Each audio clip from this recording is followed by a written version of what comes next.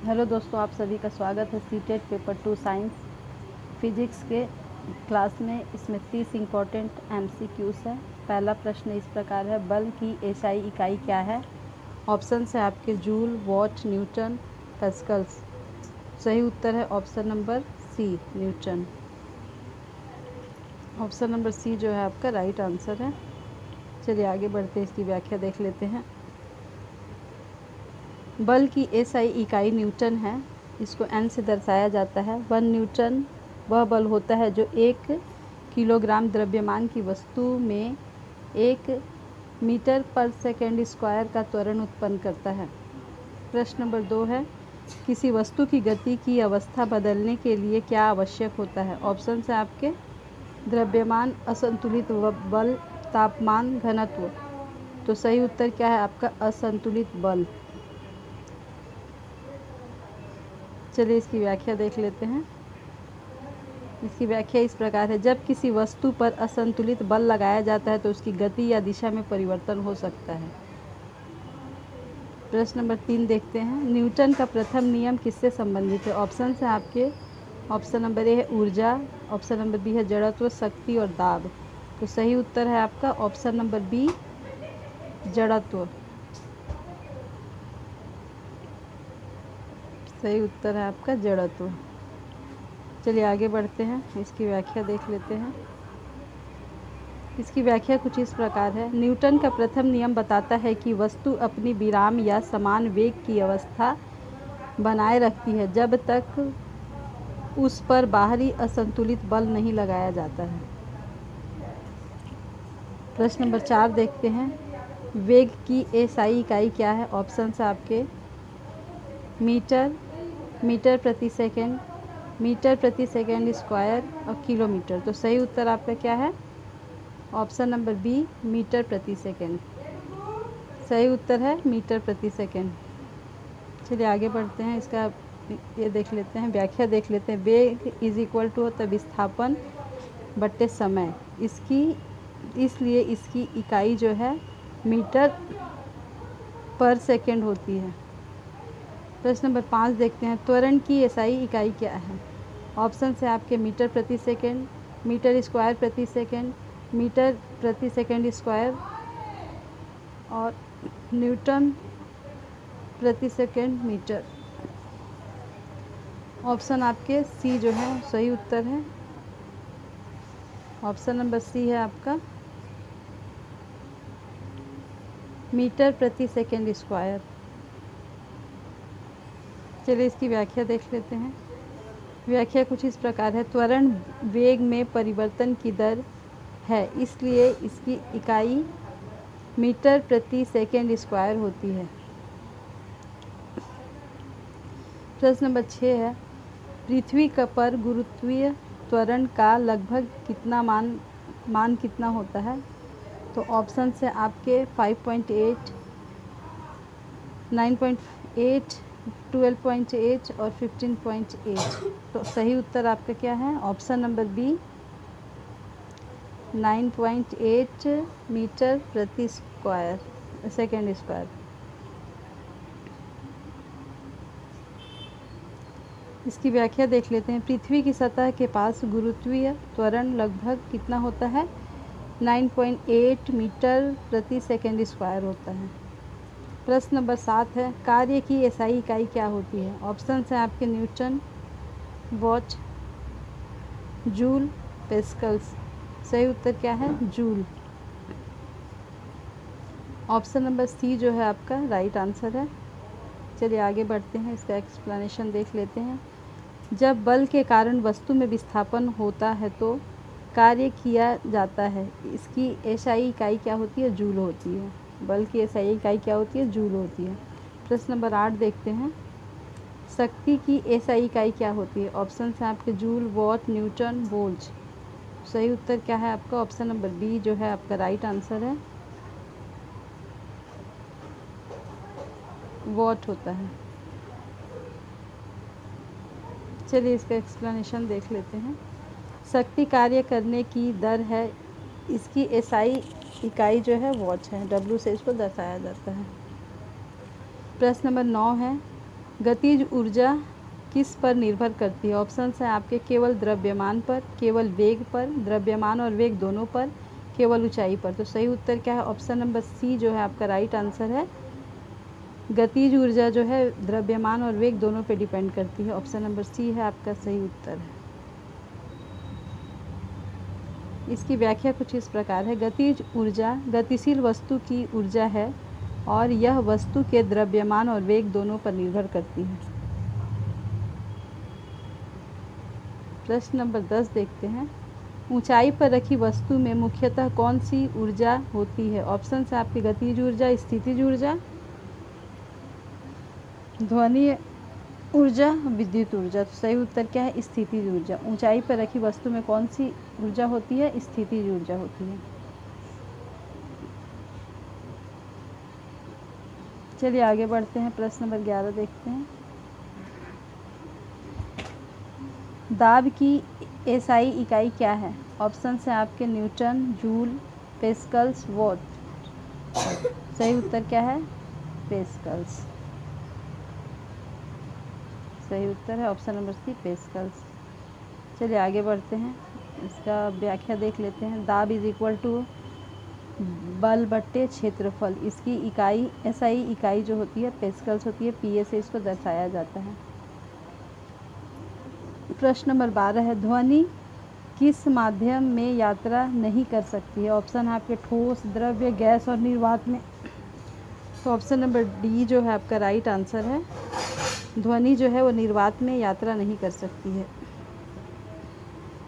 इसके एक्सप्लेनेशन कुछ इस प्रकार है। ध्वनि एक यांत्रिक तरंग है, इसलिए इसे संचार के लिए माध्यम की आवश्यकता होती है। निर्वात में माध्यम नहीं होता है। प्रश्न नंबर 13 है। ध्वनि की तीव्रता मुख्यतः किससे संबंधित होती है? तो ऑप्शन है आपके आयाम, आवृत्ति, तरंग दैर्ध्य, वेग। सही उत्तर क्या है? ऑप्शन नंबर ए आयाम। ध्वनि की तीव्रता मुख्यतः आयाम पर निर्भर करती है।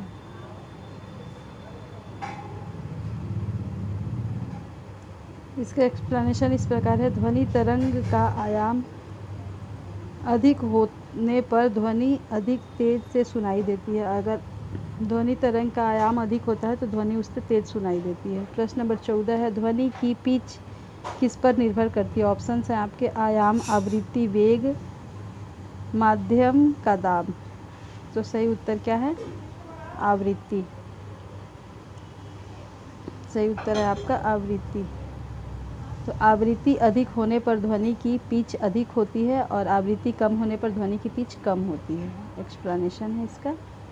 प्रकाश किस प्रकार की तरंग है? ऑप्शन है आपके केवल यांत्रिक, विद्युत चुंबकीय, केवल ध्वनि तरंग, जल तरंग। तो सही उत्तर क्या है? ऑप्शन नंबर बी, विद्युत चुंबकीय तरंग। इसका एक्सप्लेनेशन इस प्रकार है। प्रकाश विद्युत चुंबकीय तरंग है और निर्वात में भी यह यात्रा कर सकती है। प्रकाश जो है वो निर्वात में भी यात्रा कर सकती है। इसको माध्यम की आवश्यकता नहीं होती है। प्रश्न नंबर 16 है। प्रकाश का परावर्तन किस नियम का पालन करता है? ऑप्शन है आपके आपतन कोण बराबर परावर्तन कोण। आपतन कोण बड़ा होता है परावर्तन कोण से।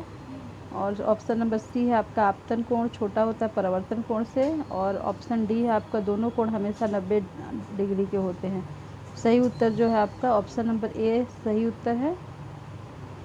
आपतन कोण बराबर होता है परावर्तन कोण के।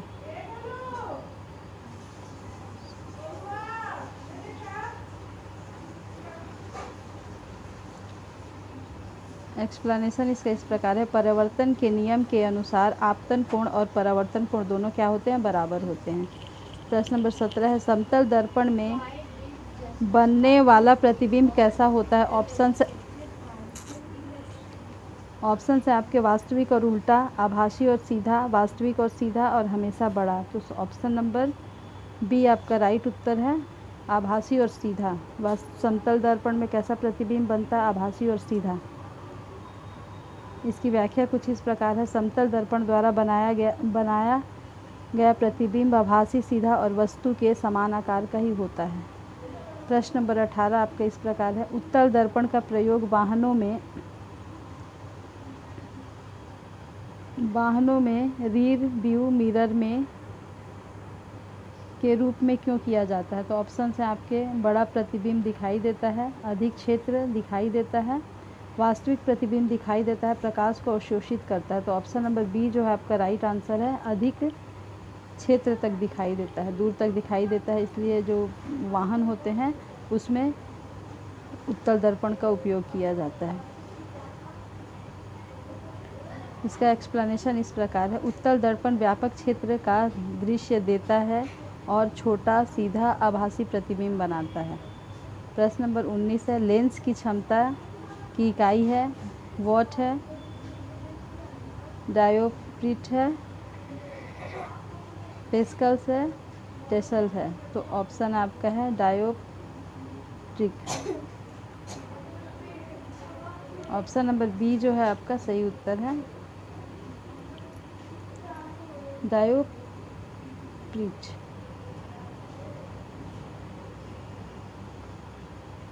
चलिए आगे चलते हैं। प्रश्न नंबर 20 है आपका। विद्युत धारा का एसआई इकाई क्या है? ऑप्शन है आपके वोल्ट, ओम, एम्पियर और वॉट। तो सही उत्तर क्या है? विद्युत धारा का इकाई क्या है? एसआई इकाई है एम्पियर। ऑप्शन नंबर सी आपका राइट आंसर है। चलिए आगे बढ़ते हैं।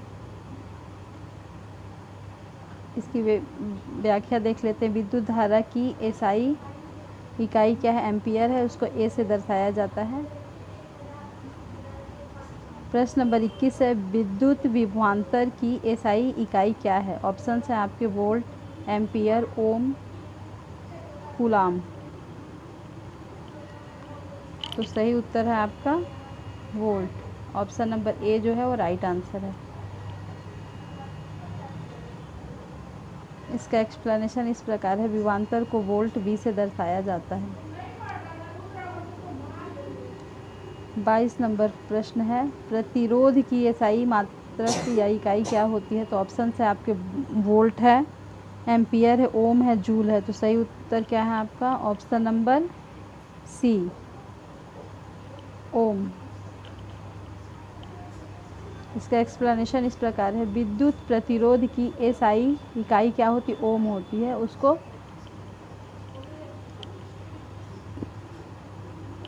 इस टाइप के चिन्ह से दर्शाया जाता है। चलिए आगे बढ़ते हैं।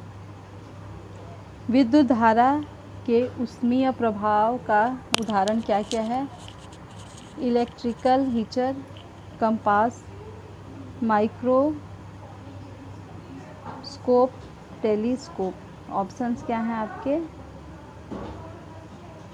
ये सब ऑप्शन है। सही उत्तर है आपका option number A, electric heater. Option number A है जो राइट आंसर है, इलेक्ट्रिक हीटर। चलिए इसकी व्याख्या देख लेते हैं। विद्युत धारा किसी प्रतिरोध से गुजरती है तो विद्युत ऊर्जा का कुछ भाग ऊष्मा में परिवर्तित होता है और हीटर इसका उदाहरण है। प्रश्न नंबर 24 है। चुंबकीय क्षेत्र में धारा प्रवाहित तार पर क्या लगता है? ऑप्शन है आपके केवल दाब, चुंबकीय बल, गुरुत्वीय बल, कोई नहीं। तो सही उत्तर है ऑप्शन नंबर बी, चुंबकीय बल। चुंबकीय क्षेत्र में धारा प्रवाह पे कौन सा बल लगता है? चुंबकीय बल लगता है। व्याख्या इस प्रकार है। चुंबकीय क्षेत्र में धारा वाहक चालक पर चुंबकीय बल कार्य कर सकता है। यही सिद्धांत इलेक्ट्रिक मोटर में महत्वपूर्ण होता है। प्रश्न नंबर 25 है आपका। विद्युत मोटर किस ऊर्जा परिवर्तन पर कार्य करती है? ऑप्शन है आपके यांत्रिक से विद्युत, विद्युत से यांत्रिक, ऊष्मा से प्रकाश, प्रकाश से विद्युत। तो सही उत्तर क्या है आपका? ऑप्शन नंबर बी, विद्युत ऊर्जा को यांत्रिक ऊर्जा में बदल देती है। एक्सप्लेनेशन इस प्रकार है। इलेक्ट्रिक मोटर क्या करती है? विद्युत ऊर्जा को यांत्रिक ऊर्जा में बदलती है। प्रश्न नंबर 26 देखते हैं, निम्न में से कौन सा नवीकरण ऊर्जा स्रोत है? कोयला, पेट्रोलियम, सौर ऊर्जा, प्राकृतिक गैस। तो सही उत्तर है सौर ऊर्जा। मतलब नवीकरण का मतलब होता है कि जिसको फिर से पुनः प्राप्त किया जा सकता है। तो सूर्य की ऊर्जा को हम लोग दोबारा प्राप्त कर सकते हैं। चलिए आगे चलते हैं, एक्सप्लेनेशन देख लेते हैं। सूर्य से प्राप्त ऊर्जा लगातार उपलब्ध होती रहती है, इसलिए और सौर ऊर्जा नवीकरण ऊर्जा का स्रोत है। प्रश्न नंबर 27 देखते हैं, निम्न में से कौन सा ऊष्मा का अच्छा चालक है? ऑप्शन है आपके लकड़ी, प्लास्टिक, तांबा, रबड़। सही उत्तर क्या है? तांबा। तांबा जो है आपका राइट आंसर है। इसका एक्सप्लेनेशन देख लेते हैं। तांबा ऊष्मा का अच्छा चालक होता है, इसलिए इसका उपयोग कई ऊष्मा संचरण करने वाले उपकरणों में किया जाता है। तांबा जो होता है ऊष्मा का सुचालक होता है। चलिए प्रश्न नंबर 28 देखते हैं, ऊष्मा का वह संचरण जिसमें माध्यम के कणों का सामूहिक स्थानांतरण होता है कहलाता है क्या? चालन, संवहन, विकिरण, परावर्तन। तो ऑप्शन आपके क्वेश्चन पढ़ने से ही समझ में आ रहे होंगे। संवहन स्थानांतरण करता है, सामूहिक स्थानांतरण करता है, संवहन होता है। सही उत्तर है संवहन। इसका व्याख्या इस प्रकार है, द्रव और गैस में ऊष्मा का स्थानांतरण पदार्थ के ब्लॉक मूवमेंट के कारण होता है, जिसे संवहन कहते हैं।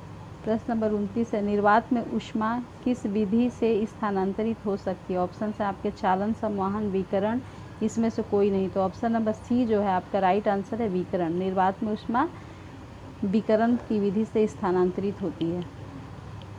चलिए इसका एक्सप्लेनेशन देख लेते हैं। विकिरण के लिए किसी भौतिक माध्यम की आवश्यकता नहीं होती है। सूर्य की ऊष्मा पृथ्वी तक विकिरण द्वारा पहुंचती है, उसमें कोई माध्यम का जरूरत नहीं होता है। विकिरण द्वारा सूर्य की जो ऊष्मा है धरती तक पहुंच जाती है। प्रश्न नंबर 30 है आपके, निम्न में से कौन सा ऊर्जा संरक्षण का सही उदाहरण है? तो ऑप्शन है आपकी ऊर्जा नष्ट हो जाती है, ऊर्जा केवल उत्पन्न होती है, ऊर्जा एक रूप से दूसरे रूप में बदलती है, ऊर्जा का कोई अस्तित्व नहीं होता। तो ऑप्शन क्या है? ऑप्शन नंबर सी आपका राइट उत्तर है, ऊर्जा जो है एक रूप से दूसरे रूप में बदलती है।